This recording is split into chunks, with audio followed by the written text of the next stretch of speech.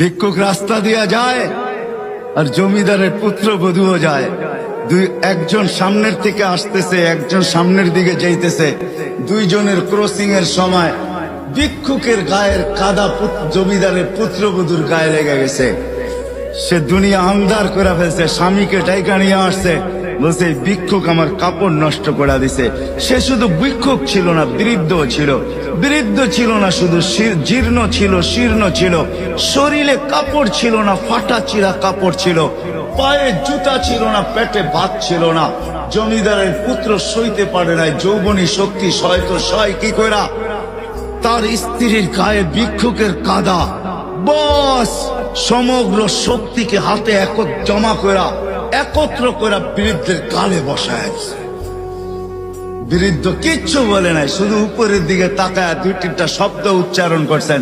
শব্দগুলা হলো ইয়া মাল্লা তারা হলো ওয়ুন, ও আল্লাহ তোকে চোখে দেখা যায় না।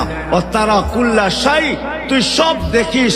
ফারা তারা মা বি, তুই কি দেখিস না আমার সাথে কি ঘটতেছে, এটা কি দেখিস না? বলতে দেরি যুবক, মরতে দেরি হয় নাই।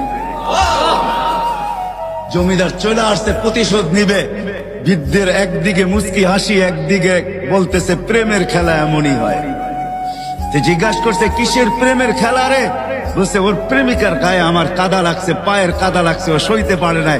যৌবনী শক্তি দিয়ে আমার বৃদ্ধ গালে বসায় দিছে। আমাকেও একজন ভালোবাসে, সেও সইতে পারে না,